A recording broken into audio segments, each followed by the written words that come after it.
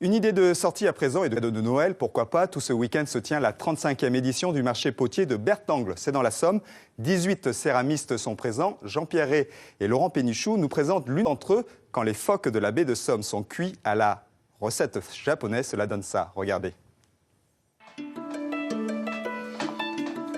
Toute petite déjà, elle façonnait des animaux avec de la pâte à modeler. Quand elle est arrivée en Picardie il y a 15 ans, cette Parisienne a eu une révélation. Je découvre les phoques de la baie de Somme. Les phoques, moi comme beaucoup, il y a un capital sympathique et énorme. C'est des bêtes extraordinaires. Elle est la seule céramiste de la région à ne produire que des phoques. Des veaux marins réalisés avec beaucoup de passion. Quand on est en train de modeler, tout d'un coup, il y a quelque chose qui se passe. Et ils deviennent pas réels, mais voilà, ils sont là, quoi. Alors qu'on parle d'un morceau de terre. Et si leur craquelure rappelle un peu le moire de la robe de ces mammifères marins, c'est grâce au raku, une technique de cuisson japonaise développée au XVIe siècle. L'idée, c'est de laisser une part d'inattendu. C'est ça qui me plaît, moi. C'est que, en fait, on ne peut pas contrôler. Raku, ça veut dire bonheur dans le hasard.